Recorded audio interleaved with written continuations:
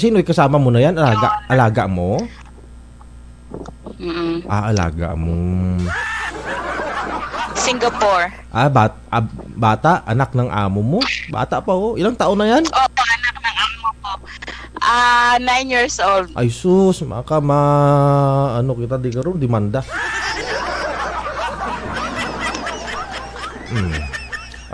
Madam Jonah, anong paglingkod ko sa inyo ngayong gabi? Ano paglingkod ko sa iyo ngayong gabi? Ang magpaglingkod mo sa akin, maskin ano lang Kat orihi ang tingog ko ha. Ang tingog. Wag mo nga panoorin yung live dyan. Patay mo yung live mo dyan. May monitor ka dyan. Patayin mo. Tipatiyon ko gali ang live ko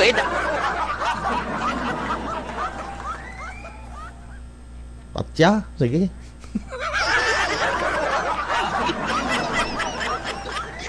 PJ, kapira. Tagalog please. Tagalog.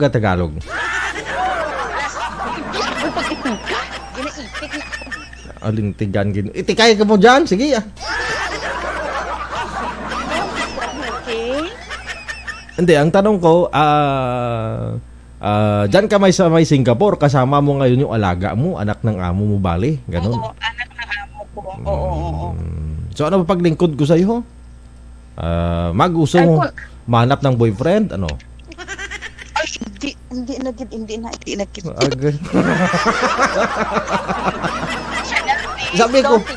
Sabi ko, ma'am, ilagay lang yung cellphone mo para hindi gumalaw. Promise. Magalaw eh. Ilagay mo lang dyan. Kay ginaitin ako. Buta. Ganito. Yung cellphone mo, hinahawakan ng kaliwa mong kamay, di po ba? Yan. Ganyan. Para hindi gagalaw. Para hindi kami mahilo ka ganon tingin. Channel, I said picture me, okay? Ilapit mo lang sa mukha mo para yung wire ng earphone mo hindi mahila-hila para hindi matumba. O may unan ka dyan sa may unan o isandal mo. Kaya ara na. Bao, kita gid ko ra pa kung irong Hindi ka. At least may irong pa. Ano nga? May ilong iba nga dyan, walang ilong. Amugid. Si Jonah mula sa may Singapore, no? Si Jonah mula sa may Singapore. Ilang taon na sa Madam Jonah? Ilang taon ka na? 37. 37. So may asawa, may boyfriend o may mga anak, ano? Wala. Wala. Dati mayroon akong ka-live-in ng 9 years. 9-8. Pero wala kaming anak. Ay, ganun? Nagkaroon ka ng ka-live-in? 9 years kayo nagsama? Oo, wala kaming anak. Bakit? Pero wala kaming anak, pero siya may anak. Bali ako na nagpalit ng anak niya. Ako na nag-alaga. Tapos pumunta ako dito ng Singapore 2009. Siya na. 2009. Pagalitan mo yan. Hindi, pumunta ako ng Singapore September 2009. Wala pa akong isang buwan dito. Parang may nagtutulak sa akin na i-open ko yung Facebook niya. Chanel, please. May nagtutulak sa akin na open ko yung Facebook niya. Nung inopen ko yung Facebook niya, may kasama siyang ibang babae. Tika lang. Bago mo ito naging ka-live-in, meron siyang asawa before. Kasado sila noon? Nagkaroon sila ng anak? May asawa siya before. Kasal sila sa Huwes. Pero hindi ko noon alam na mayroon siyang asawa. Huli ko na nang malaman na may asawa siya, yung nagsasama na kami. Mga 1 taon na kaming nagsasama nung malaman kung may asawa at anak. May anak siya tapos may asawa siya. Huli ko na nang nalaman. Chanel, please! Don't be rude, okay? I'm talking, Pinapatayan ng ilaw. Huwag ka kasi maingay daw. Chanel, please, okay, please. Dalhin mo nga yan sa event sa kailan ba yun? Sa May 12 diyan sa sa Singapore ako no. Sa bikini May summer. 12. Bikini summer. Dalhin mo yung bata. I will bring you to the event on May 12. You want? Is the DJ will come in Singapore, having an event. And if you want to follow me, I will tell that. Palo mo daw. Baby, palo hair, palo. Palo hair. Ha? May 12. May 12. What day is that? You want to palo hair? Palo hair. Ha? Go ahead. Palo hair. Mother's Day daw. So tapos, isang taon kayo nagkasama ng ka-live-in mo na yun nung nalaman mo na may asawa pala at saka anak. Oo, may asawa siya at anak. Oh. Pero hiwalay sila. Nung naghiwalay sila is 1 month pa lang yata yung bata. 1 month or 2 months. Anong rason daw? Kasi kasal naman daw kasi sila sa West. Anong rason? May ibang lalaki na yung babae. Ayun lang. Namit eh. Wow. Damo ta na balaan. O tapos? Oo, namit sabaw ito yun. Tapos ayun, paano mo nakilala itong ka-live-in mo? Bakit huli mo lang nalaman na mayroong asawa at saka anak pala yun? Bali pinakilala siya sa akin ng classmate ko noong college. Yun.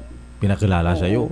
O tapos? Oo, parang ano naman, yung parang sa akin dati is parang laro-laro lang. Kasi gusto ko lang mag-revenge. Kasi sa first boyfriend ko is, hindi na, 7 years kami. Hindi naman kami nag-away noon. As in, hindi naman kami nag-away. Tapos nung despirasa ng kasal, nalaman kong nakabuntis siya ng ibang babae. Despiras ng kasal ninyo? Na ko at nang yung una kong boyfriend. Allah, yun ang masaklap.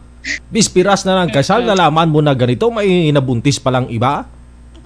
Oo. Tapos ayun, hindi ko na itinuloy yung kasal. Tapos Allah, ayun. tika lang. Mas exciting tong kwento mo sa una eh. Ang sabi mo, 7 years. pitong taon kayo nitong una mong boyfriend na ikakasal na sana kayo kinabukasan, bispiras ng kasal ninyo, nalaman mo na may nabuntis pala siya? Oo, nakabuntis siya ng ibang babae. Sino yung nabuntis niya? Matagal na ba? Nanganak na o nabubuntis pa lang na that time? Nabuntis pa lang niya. Yung nung kasama niya sa trabaho. Tigan gid. O so tapos. Yun, yung nag-aaral pa ako noon eh. Nag-aaral ako, ilang taon lang ako noon. In 19. Pero nag-aaral ako noon sa STI dyan sa Cubao Farmers. Diyan ako nag-aaral ng college. Pero ang tanong nga, dyan si Ruby nag-aaral eh. O so tapos, magintos mugid.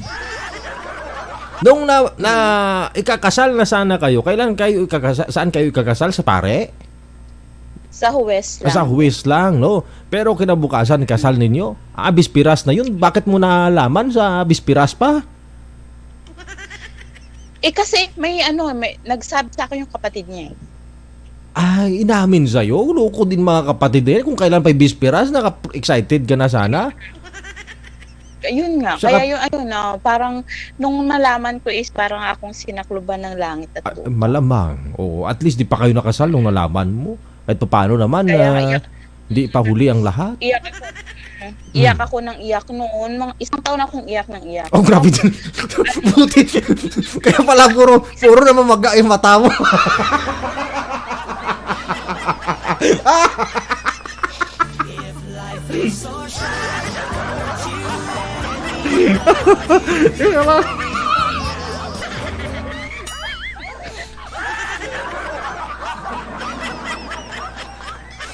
Is nakikita. Tika lang. Hindi ako move on doon sa isang taon mong iyak ngayon eh. Ano?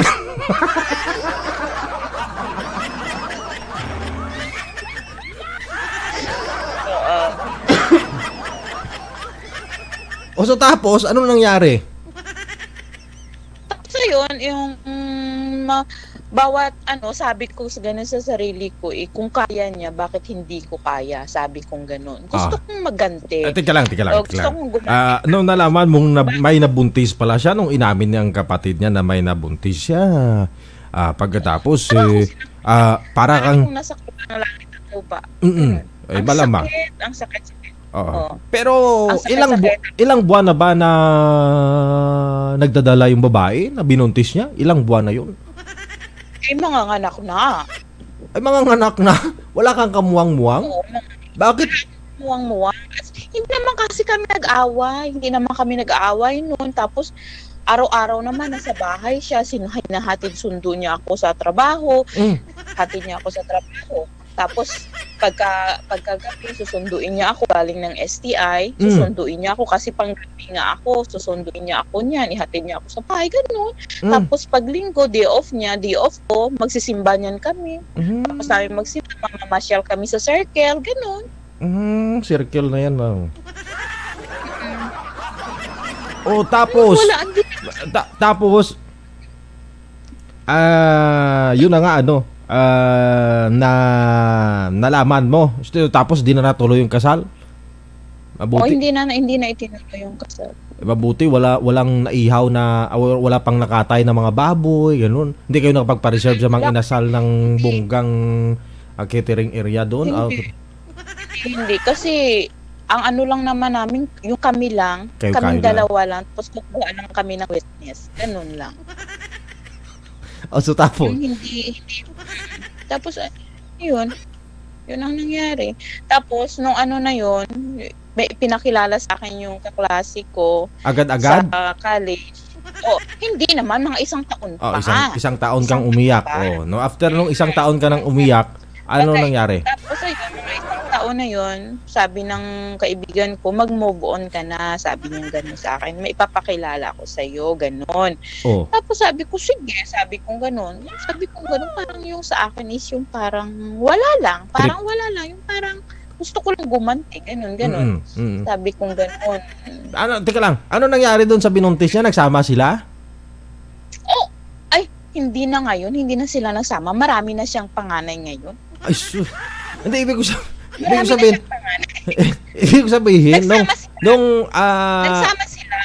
nagsama sila siguro mga ilang taon lang, tapos naghiwalay din sila.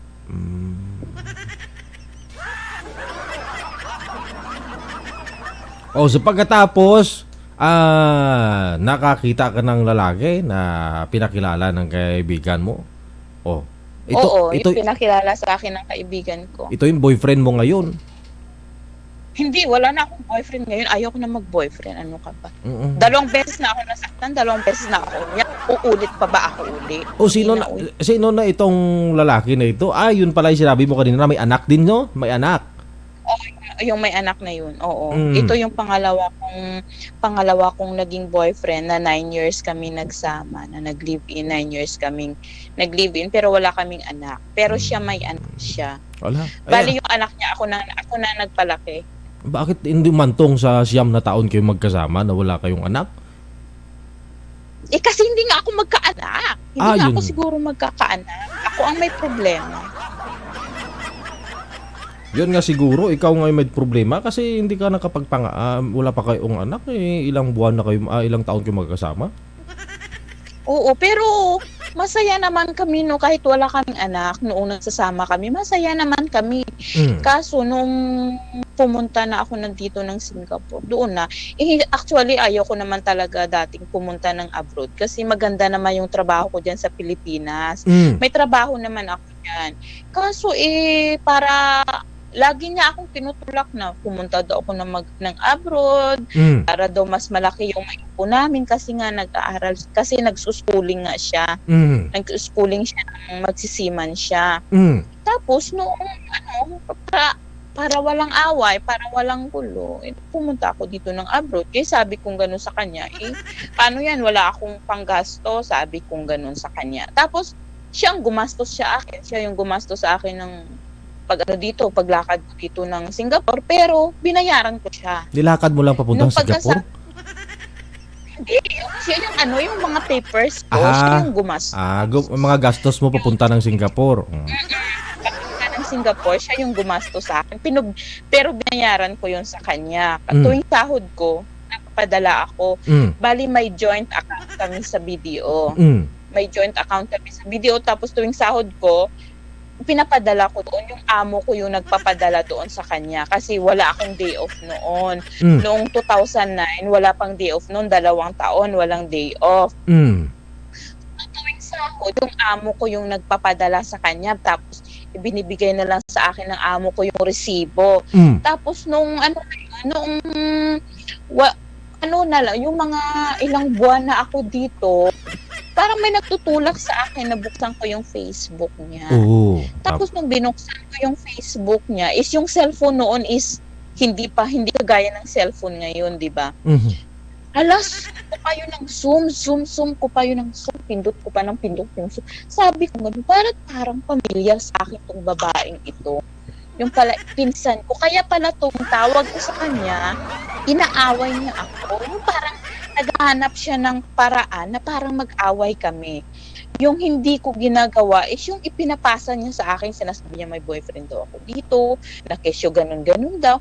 Sabi ko sa kanya, trabaho yung punta ko dito, hindi paghahanap ng boyfriend. Sabi ko ganun sa kanya. Sabi ko sa kanya, 2 taon ako dito, wala akong day off. Ano, iiwanan ko yung mga alaga kong maliliit, tapos saan ako pupunta? Ano gusto mo, mabitay ako, ma-floor contemplation ako? Teka lang. Sabi mo nga kanina, yung pinsan mo na sinuzoom mo dun sa picture, dun sa Facebook? Pinsan kong buo yung ipinalit niya sa akin. 1 buwan ka pa lang dyan sa may Singapore. Nung anong taon yun? 2009. 2009? Grabe, no? 2009, medyo yung mga cellphone nun, parang ano pala yung mga cellphone, Sony Ericsson, no? Mga Samsung na... Sony Ericsson, Samsung na yun, Nokia.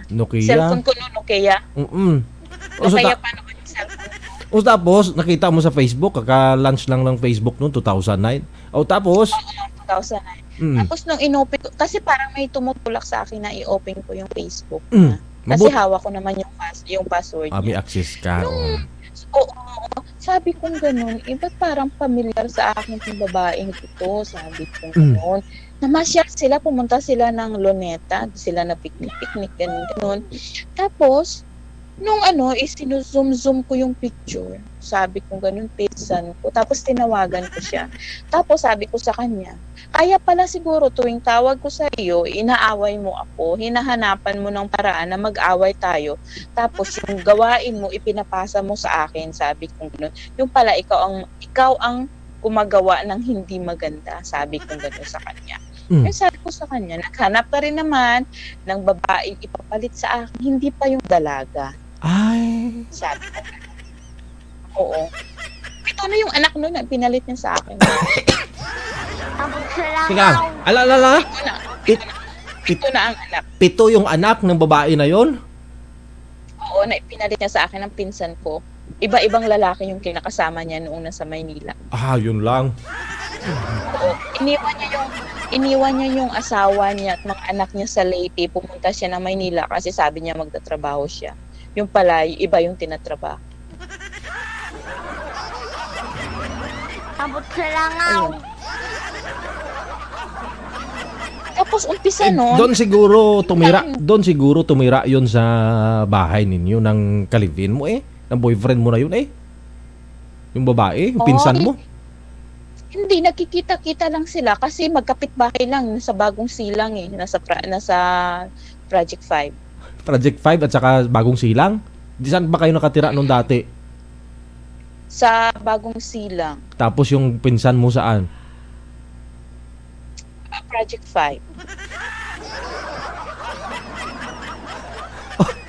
5. Tapos nagkikita-kita lang, siguro pasyal-pasyal lang si pinsan mo doon. Baka sabihin, Pasyal lang siguro. baka naman Pasyal lang concern lang siguro si pinsan mo doon kay mister mo kasi siyempre umalis ka, ganito kampana ni pinsan mo yung papel mo doon sa kay mister kay boyfriend kasi sabihin home sex to si pinsan ko na hilaw kasi iniwan ni pinsan ko, baka maitulong ako dito. Oo, siguro malamang. Tapos kailan ba yun? Bago ako pumunta ng Turkey. lalaki, Mm. nag-ano pa itong ex ko, nag-ano pa sa akin, nag-contact pa siya sa akin sa Viber. Mm. Nagme-message pa siya sa akin sa Viber, kinakamusta ako. Sabi ko, ito okay lang, buhay pa naman, sabi ko gano'n. Tapos sabi niya sa akin, magpasa ka nga ng picture mo. Tapos nagpasa ako ng picture ko. Sabi niya, ay, ang ganda mo na ngayon, ang sexy mo na ngayon. Sabi ko, ulul, sabi ko gano'n sa kanya. Hindi na ako maganda. Sabi ko gano'n.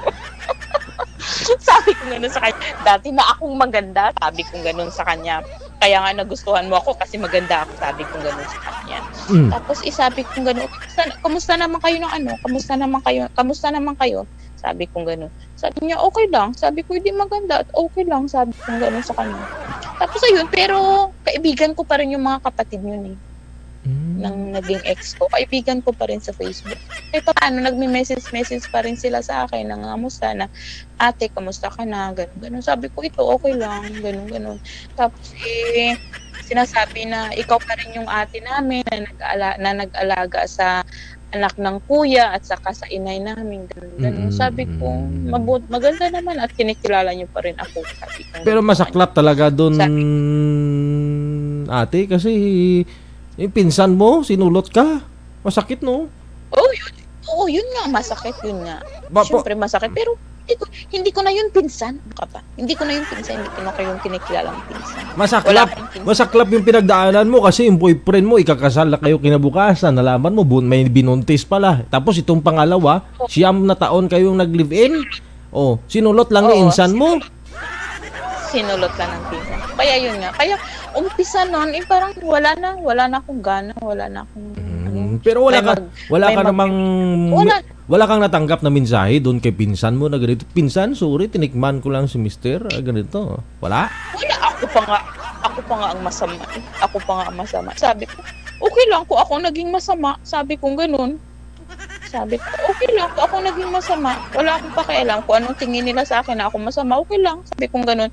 Basta ang Diyos lang naman nakakaalam eh. Sabi ko ganun sa kanya. Bakit ikaw yung lumabas na masama?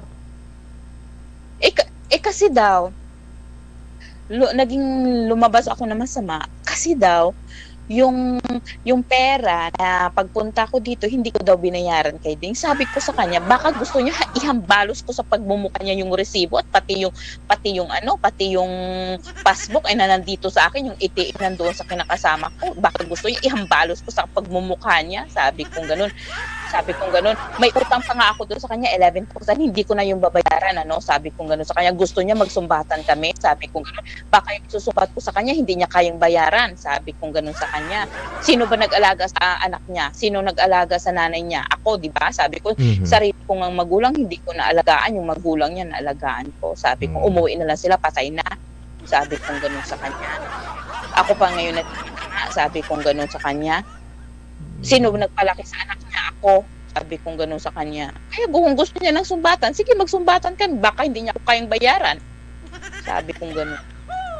Kaya sabi ko wala siyang alam. Wag siyang maraming dada. Sabi kong gano'n dahil wala siyang alam. Sabi ko. Kaya yun, sabi kong gano'n, hindi naman ka akong tutulog ng Diyos. Sabi kong gano'n, may karma din ka ako. Sabi kong gano'n. Pero okay lang yun. Minsan naman nagme-message sa akin yung kapatid niya. Sabi niya gano'n ate, mag-move on ka na lang. Sabi ko naka-move on na ako, matagal na. Sabi kong gano'n.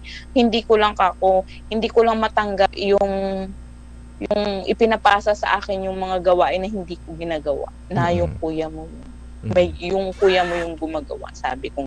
Kaya siguro gustong-gusto niya akong mag-abroad dahil yun nga yung malamang kasi baka talagang ginastusan ka ng pag-abroad mo, gustong-gusto niya abroad ka, mapalayo ka. Tapos nung sa malayo ka na hinahanapan ka niya ng kasalanan at wala ka namang ginagawa. Tapos isang buwan pa lang nakita mo na sa Facebook, sinuzum mo pa yung picture. September ako pumunta dito, October yun nalaman ko. Tapos iyak ako noon noon na nadat na ng ako yung bahay, ang dumi-dumi, yung mga bata, ang dudungis. Tapos Teka lang. Gano'n ang amo ko. Teka lang. 'Di ba doon sa una mong boyfriend na may binuntis, isang taon kang umiiyak noon? Ngayon yung asawa mo, yung boyfriend mo na ito, kalibin mo, ilang taon kang umiyak? Ay, ano lang? linggo lang ako umiyak Ah, kasi so bilis. pinagalitan ako ng amo. Mabilis lang pala. Pinapagalitan ako ng amo. Sabi niya gano'n sa akin ng amo ko, don't waste your tears. Sabi niya gano'n. It's better na nalaman ko daw ng mas maaga. Mm-mm. Sabing gano'n, sabing gano'n ng amo ko, just enjoy. Sabi niya gano'n, enjoy your life. Sabing Mm-mm. gano'n ng amo ko. Mm-mm. I-enjoy ko lang daw yung buhay ko kasama yung mga anak niya. Wag ko daw yung sayangin yung buhay ko lang dahil lang sa isang lalaki. Sabi niya gano'n. Life must go on. Sabing gano'n ng amo. Tapos umpisa naisip ko, bakit ko nga aksayahin yung luha ko sa kanya. Yun, umpisa wala na, hindi na ako umiyak. Siguro 1 linggo, 2 linggo lang ako umiyak doon. Tapos hindi na ako umiyak. Tapos umpisa ayoko na mag-boyfriend. Mm-mm. Sabi ko, pare-parehas lang ng lalaki. Kasi wala na, ayoko na. Kasi 2 beses na ako nasaktan, 2 beses na ako umiyak. Para ano pa, di ba? Baka naman gusto niya lang magkaanak kasi doon sa pinsan mo, alam niya walang diferensya matris doon kasi 7 na yung anak. Baka gusto niya magpangwalo doon. Kasi sa'yo, 9 na taon kayo magkasama, hindi kayo nakabuo kasi nga ikaw may diferensya. Baka yun ang rason. Di, pwede niya naman prangkahin ako, di ba? Pwede niya naman akong sabihin. Oh. Ba't hindi niya masabi sa akin, di ba? Baka nahiya. Kanya, maloko lang talaga siya. Yung pangatlo na ngayon, yung pinsan ko. Sabi ko, yaan mo na lang siya, masaya na ako ngayon sa buhay ko, sabi ko gano'n sa kanya. Di ba masarap nga pag walang iniisip, di ba? Kasi masarap pa walang iniisip. Siguro kung nandoon pa rin ako, siguro kung nagkasama kami, hindi ako nakatulong sa pamilya ko, di ba? Malamang. At least, nung wala na kami, napatapos ko yung pamangkin ko, nakatulong ko sa pamilya ko, at least kahit papaano may naipundar, di ba? Yun lang ako. Kaya okay pa rin, blessing pa rin na talagang hindi kami bagay siguro para sa isa't isa, parang siguro baka mayroong nakalaan para sa akin, hindi lang alam, di ba? Kasi lahat naman ng nangyayari is may dahilan. Andyan lang sa tabi-tabi balay mo, andyan yung forever mo sa nag-aantay lang. Ako walang forever. Ha? DJ, walang forever. Ay di mo rin masabi. Yung iba nga tag 80-year-old na nag-aasawa pa. Siguro, pero walang forever. Yung mga nagsasama ngayon, maghihiwalay din sila.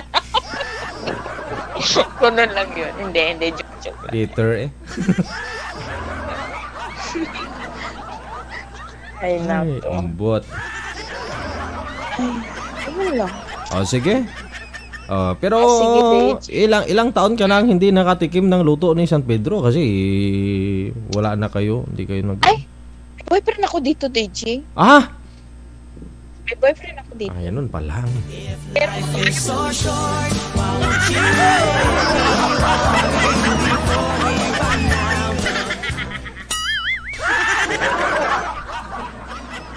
Pinapatay ko yung mic niya tapos dada siya ng tada. Di pa nga alam niya na may music ako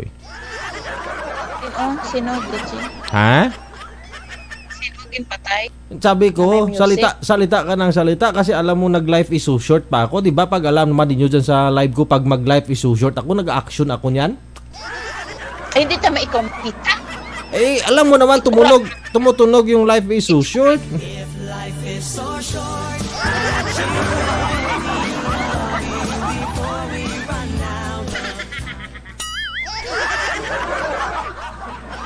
Tikra ni mo. Wala daw si tikra siya. Alaga mo? Baka gusto niya na matulog, alas 10 na patulugin mo, alaga mo dyan. Hindi, gusto niya mag-intra. Ay sus. Para sabihin. Teka lang. Yung boyfriend mo, sabi mo saan yung boyfriend mo? Ay, nagpuli na, umuwi na sa lugar nila. Magwa 1 year na. LDR din kayong dalawa? Magwa 1 year na siyang umuwi sa kanila. Kaya wala siya dito. Kaya ano lang namang ang tawag-tawag na lang, message yun lang. Pero wala talagang forever pakiramdam mo. Wala talagang forever. Pero Reggie. Wala. natikman mo naman yun bago umuwi sa kanila. Oo naman siyempre. Diyan sa Singapore, Nag-away pa kami nung bago siya umuwi, ha? sa Singapore nagtatrabaho. Oo, engineer siya dito. Pinoy? Ha? Pinoy ba? Pinoy? Hindi, Ano? India? itom. Itom? Amerikano? Hindi yan, Bangladesh. Arabo? Hindi, Bangladesh. Bangladesh. Pero mabuo siya. Pero puli na siya sa ilan. 1 year na. Magwa 1 year na siya. Ano lasa ng Bangladesh compare doon sa boyfriend na may binuntis at saka itong inagaw ni pinsan?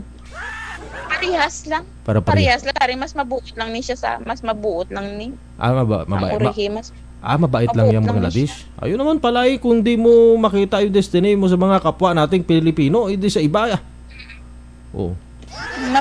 Sobrang bait ito. Gusto nga ng mga kaibigan ko. Hindi Sobrang bait niya. Oo. Hindi nagsasalita. Hindi, sobrang bait niya. Saka maano siya, yung okay siya, yung hindi siya kagaya ng iba na hindi siya, okay siya. Mabait siya. Hindi siya nga tumatawag sa amin ganun. Minsan pag wala akong load, sabi ko gusto kong tumawag kina nanay. Tapos siya ang magkukontak. Niya lang yan. Dial sa I-connect cellphone sa akin yung oo. Yung parang third party lang sa phone. Ganun. Pati sa cellphone pala may third party. Ganun, parang i-connect niya lang sa akin.